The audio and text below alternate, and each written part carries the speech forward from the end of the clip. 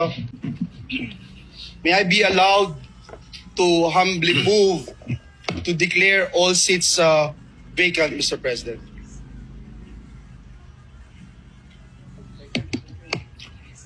What does the majority leader say?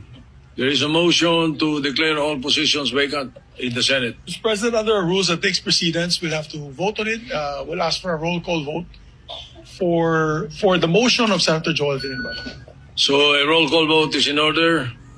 The Secretary will conduct a roll call. Senator Francis Pangilinan is recognized before. Because once we start the vote, we cannot recognize yes, anyone. Mr. President. Just a clarification as to seats or positions. Are we speaking of all positions? The motion is all positions vacant by... Which positions? Just for the record. All positions of elected of the leadership. Okay. Thank you. Thank you, Mr. All right, the Secretary will conduct a roll call vote. The motion is to declare all positions vacant.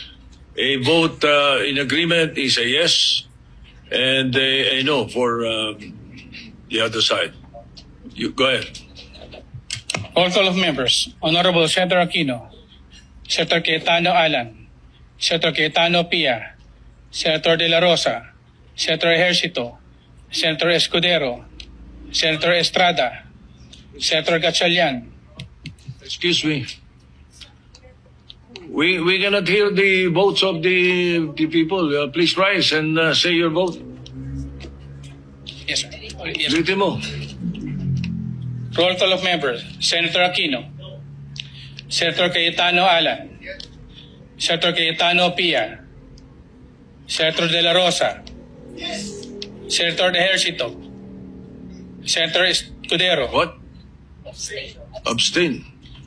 Senator Estrada, Senator Gatchalian, Senator Go, Senator Hontiveros, Senator Lacson, Senator Lapid, Senator Ligarda, Senator Marcoleta, Senator Marcos, Senator Padilla, Senator Pangilinan, Senator Tulfo Erwin, Senator Tulfo Rafi, Senator Villanueva, Senator Villar Camille, Senator Villar Mark, Senator Subiri, Senate President Soto.